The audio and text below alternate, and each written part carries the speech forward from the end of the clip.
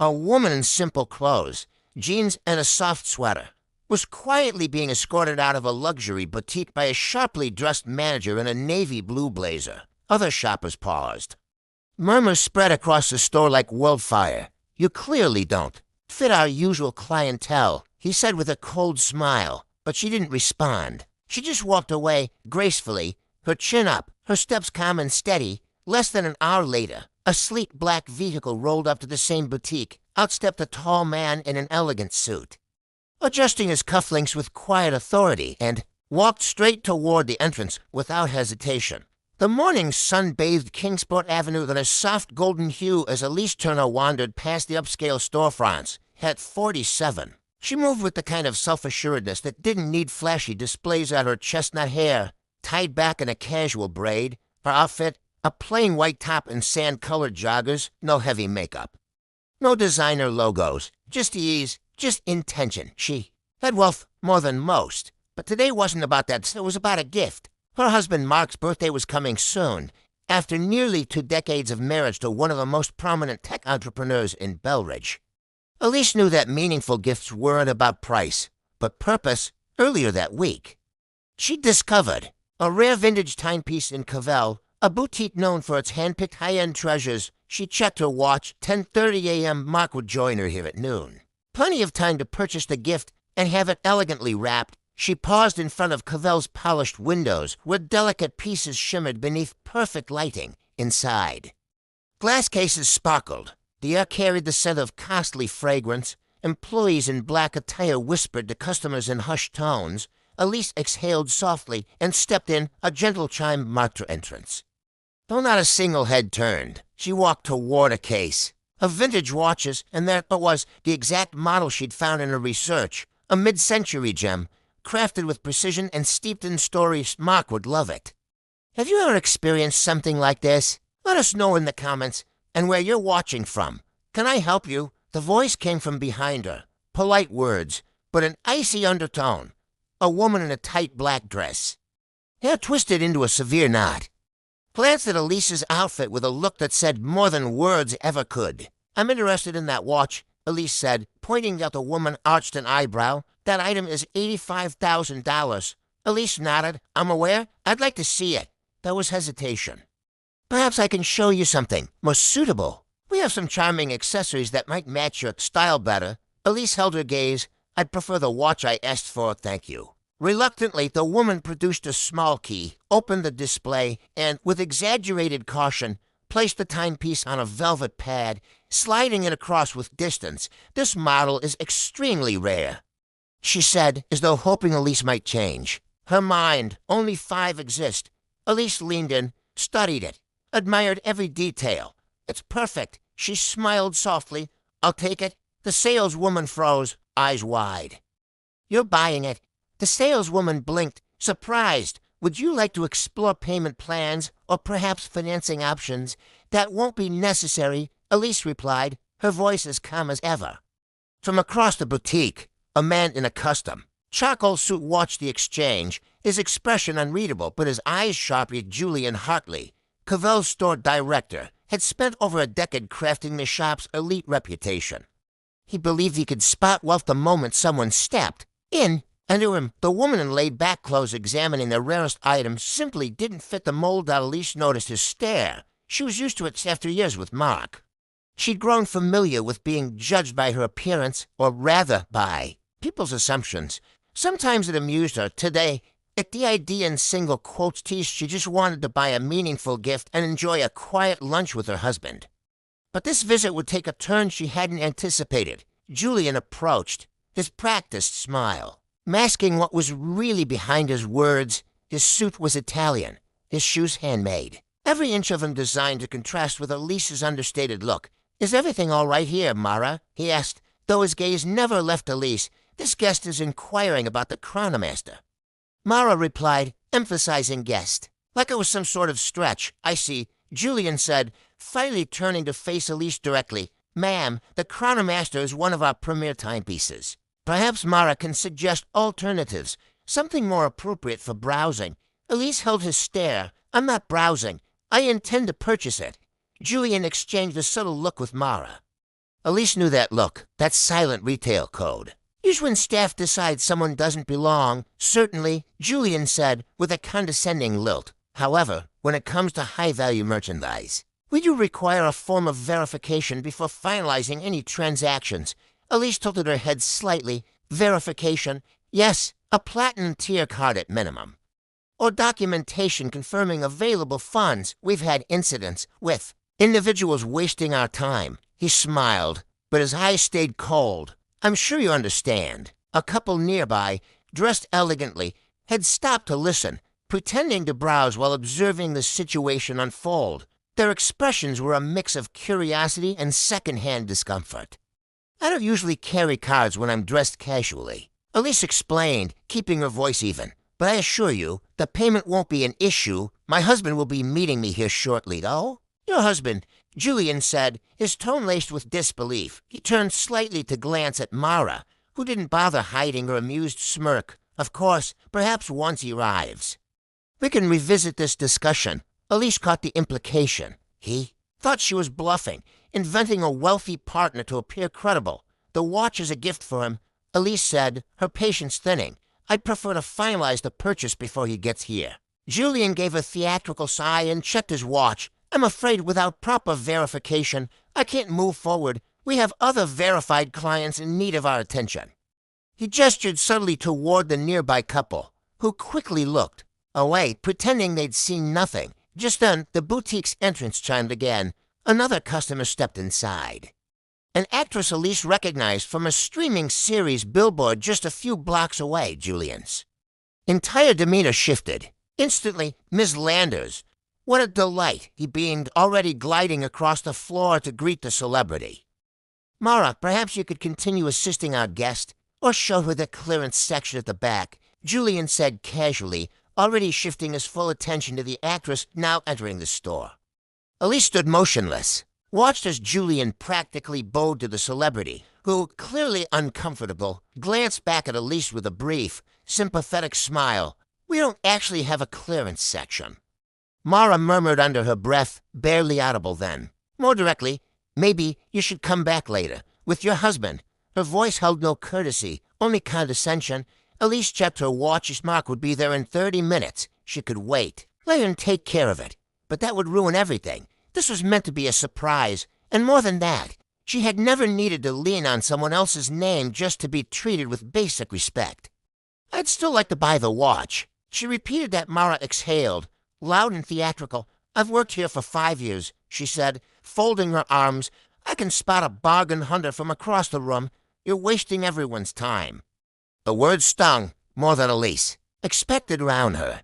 The boutique had gone noticeably quieter. A few people stared. Others pretended not that what began as a simple gift purchase was turning into a public display. And all because she'd chosen comfort over designer labels that morning. Julian returned, having escorted the actress toward the jewelry section. His demeanor had changed. The polished smile was gone. Now his expression was cold. Ma'am, he said flatly, I think we've been more than patient. His voice was low, but carried a sharp edge. It's clear you're not a serious buyer. Elise straightened her back. I've made it perfectly clear I want to purchase the watch. And yet, Julian said. Eyes drifting down to her simple outfit, you haven't demonstrated that you're actually able to. We've seen this before. People come and touch everything. Take pictures, just to post on social media about a lifestyle they can't afford. Heat rose in Elise's chest, not from shame, from anger. I don't need to look wealthy to be worthy of respect, she said. Julian's composure cracked. That's enough. I'm going to have to ask you to leave. Elise blinked. Excuse. Me? You heard me. He motioned toward the entrance. Either provide financial verification or exit the premises. We serve a certain type of clientele, and you're disrupting that. The room had gone still. Nearby shoppers stopped pretending to browse. Their eyes were now fixed on Elise. A woman near the fitting area whispered something to her friend. Both stared openly. This is absurd, Elise said. Voice even, though her hands had begun to tremble. I'm a customer. No, Julian replied. You're not. You haven't bought anything. And frankly, I doubt you ever intended to. He took a step closer. To close. Now, I won't ask. Again, now please leave, before I involve security. It wasn't just the words. It was the certainty in his voice, the absolute belief that she didn't belong. Elise realized arguing further would only fuel the scene, so with quiet dignity. She took a step back. "The way you've treated me," she said softly, "says far more about you than it ever will about me." Julian gave a tight smile and reached for her arm. "People like you," he muttered, "don't belong in places like this." He walked her toward the door. "Try one of the outlets downtown. Might be more your style." At the threshold, he let go, just enough of a shove to make his point without crossing a legal line. The glass door shut behind her with a hollow click that Elise stood on the sidewalk of Kingsport Avenue. The sun, bright and warm just minutes ago, now felt harsher too, loud to revealing. Through the boutique's tall front window, Elise could see Julian returning to the group of staff. He said something under his breath. Several employees laughed, and not subtly. Their eyes flicked in her direction that Elise inhaled deeply, fighting. A tide of humiliation pressing down on her chest yet in 15 years with Mark. She'd met her share of arrogant people, but rarely had she been treated with such open contempt. She glanced at her watch. 11:40 a.m. Mark would be there in 20 minutes. For a brief second, she considered waiting right there, let him walk, and see what had happened, and handle it the way only he could. Mark had a reputation, not just for fairness, but for precision not in business. He was calm until crossed, then relentless. Elise. A voice cut through her thoughts as she turned. The actress from earlier stood nearby, a branded shopping bag in hand. "I saw what they did in there," the woman said quietly. "It was disgraceful." Elise offered a faint smile. "Thank you. I'm okay. It's just incredible how quickly people decide who you are." The actress gave her a look of shared understanding before her driver gestured to the waiting sedan as she offered a small wave, then disappeared into the car. Elise didn't want to linger outside Cavell like a child punished at recesses, so she walked. Just a few blocks, just enough to breathe, to reclaim some sense of calm. She wouldn't give Julian the satisfaction of seeing her still standing there. Meanwhile, Mark Turner was wrapping up a whirlwind morning, even by his standards, 3 high-stakes meetings before 11 o'clock, followed by a video call with European investors. But lunch with Elise had been the only thing anchoring him through it all. These pockets of peace were rare treasures in his daily chaos. At 11:45 a.m., his driver pulled the black SUV up to Kingsport Avenue, not far from Cavell's entrance. Mark adjusted his tie in the window's reflection at 48. His dark hair had just started to gray at the temples, a detail that only added to the air of sharp professionalism he carried naturally. His navy suit was crisp, his movements deliberate. "Wait here, Theo," he said to the driver. "This won't take long." Mark walked toward the boutique, eyes scanning the sidewalk at no sign of Elise. He figured she must still be inside, perhaps having found something small, despite her usual resistance to luxury. That's what always puzzled their friends, her. Elegance came without effort, without labels. Just as he reached for the door handle, a middle-aged woman stopped him. "Excuse me, are you Mark Turner?" Her voice was hesitant. Mark froze slightly. Being recognized in public usually meant press, or investors with unsolicited ideas. "Yes," he replied carefully. "I just thought you should know. Your wife was just asked to leave this store." Mark's eyes sharpened instantly. "I was inside," the woman continued, her voice low. "It was uncalled for, the way they treated her, honestly. It was disgusting." She gestured gently down the sidewalk. She walked that way. Mark nodded, his jaw tightening.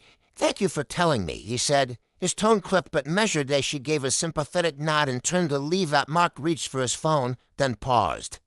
Calling Elise now might upset her further. Instead, he typed a quick message to his assistant. "Rushed might it be emergent matter." The reply came instantly as done. "Everything okay?" "Will be." That was all he sent. Mark turned back toward the boutique, gazing through the wide display windows. The scene inside spoke volumes. The man clearly in charge, Julian, was laughing with 2 sales associates. The body language, the self-satisfied grins, the atmosphere of dismissal. Mark didn't need details. He'd seen enough. He hadn't built a billion-dollar enterprise by acting on impulse. But when he moved, he made sure everyone felt it. Mark scanned the situation with the same sharp instinct that had made him a legend in the corporate world. Then he spotted her at Elise walking back down Kingsport Avenue, her steps steady, shoulders square, despite everything she just endured there. Eyes met as her expression shifted, first surprised, then layered something between love and quiet resignation, like she already knew what was about to happen. She reached him before he could open the boutique door. "I just needed some air," she said, touching his arm softly. "How's your morning?" Mark studied her face. After 15 years, he didn't need words to see the tension behind her eyes. "Someone told me what happened in there," he said. Elise let out a tired breath. "It's nothing. Just more people judging books by their covers. It's not nothing." His voice remained even, but she knew that tone, the same one that made executives fall silent in 10-second meetings. No one treats you like that. Not here, not anywhere. "Mark," she began, but he was already turning, walking toward the entrance. His pace was calm, but purposeful. Inside Cavell, Julian was recounting the encounter to Mara and another staffer, chuckling smugly. "The audacity," he scoffed. "Walks in like she just left a yoga class and expects us to hand over a limited edition." Timepiece. The front door opened. The laughter stopped. Mark Turner stepped into the boutique. Even those who didn't recognize his face felt it. The presence, tailored confidence, controlled energy. A silence swept through the showroom that Julian moved fast, his professional grin snapping into place. "Good afternoon, sir. Welcome to Cavell. How can we assist?" Mark's gaze locked onto him. "I believe you just removed my wife from your store." The color drained from Julian's face. Behind Mark, Elise stepped quietly into view, and in that instant, everything clicked. As the name, the connection, the mistake. Mark Turner, Elise Turner, the couple behind one of the most respected foundations in Belridge, business giants, philanthropists, Mr. Turner. "I believe there's been a miscommunication." Julian stammered. "Has there?" Mark's voice was still, measured, "because from what I've heard, you insulted my wife, refused to serve her, and escorted her out, based on nothing but the clothes she wore around them." The entire boutique had gone still. Other shoppers froze mid-step, unable to look away. Mara stared at the floor, suddenly very interested in her shoes. Double quotes, "Sir, if I had known who Mrs. Turner was..." Mark held up a hand. "That's exactly the issue. You shouldn't need to know who someone is, to treat them with basic respect." He turned to Elise. "Was it that one?" he asked gently, nodding toward the vintage watch. She pointed. "Yes." Mark smiled at her, then faced Julian again, but the warmth was gone. "I'd like to speak to the owner." Julian swallowed. "Mr. Halberg is in New York this week, but I'm the general manager. I have full authority to perfect." Mark cut in. "Then you have full authority to explain why Cavell is about to face a very public backlash, and why your most exclusive inventory will soon be sold somewhere else." The words hung in the air. That sharp, clear, unavoidable. Mark Turner wasn't just a wealthy man. His firm, Orion Holdings, held major equity in some of the biggest names in luxury retail. His influence ran deep, deeper than anyone inside Cavell had realized. "Please." "Mr. Turner," Julian stammered, the bravado long gone. "There must be something we can do to make this right." "Actually," Mark replied, his tone suddenly conversational as he placed a reassuring arm round Elise's shoulders. "There is something. But first, you'll apologize to my wife. Not because she's my wife, but because every human being deserves respect, regardless of what they're wearing or who you think they are." Julian turned to Elise, his pride shattered. "Mrs. Turner, I deeply regret how I treated you. There's no excuse for my behavior." Mark gave a curt nod. "Now, about those consequences." He reached into his jacket and pulled out a business card. "My team will be in touch regarding your employment status." Julian's mouth fell open. "My what? Oh, did I not mention?" Mark's smile was icy. "Orion finalized its controlling stake in Halberg Luxury Group this morning. That technically, I'm your boss now." The room gasped. Mara's hand flew to her lips. A nearby client dropped her sunglasses. Julian staggered slightly, steadying himself on the counter. "But instead of simply firing you," Mark continued, "I'd prefer to turn this into something more meaningful." He paused. "Next month, Cavell will launch a new training program focused on dignity, bias awareness, and ethical customer service." He turned toward Elise, who, though surprised, now understood exactly where he was going. "And my wife," Mark added with a knowing glance, "has generously agreed to help shape the curriculum." Elise hadn't agreed to any of that, but she saw the bigger picture. This wasn't about revenge. It was about change. She gave a small nod that Mark turned back to Julian. "Your alternative is simple. You resign." Now Julian looked between them. Humiliation clashing with self-preservation. I'd appreciate the chance to improve. Mark checked his watch. Good. Training starts Mondays, but first, let's complete my wife's purchase. We've got lunch waiting. With trembling hands, Julian finalized the transaction. The same hands that had shoved Elise toward the door were now carefully wrapping her watch in the boutique's most premium packaging. The store, once thick with judgment, now bristled with silent shames as Elise and Mark stepped back onto Kingsport Avenue. A hush fell inside Cavell, but not for long, within hours. Word of what had happened would ripple through the district. A quiet reckoning about appearances, assumptions, and who really holds the power. Over lunch, in a quiet corner of their favorite bistro, Elise finally smiled.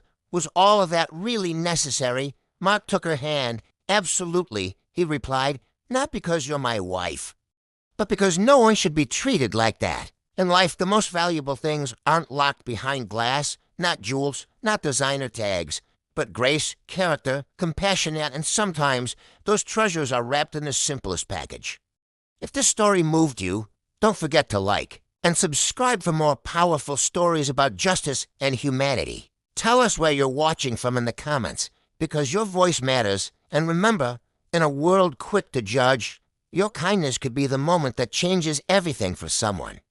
The rarest luxury is a kind heart. It's always in season. Until next time, keep believing in the power of dignity.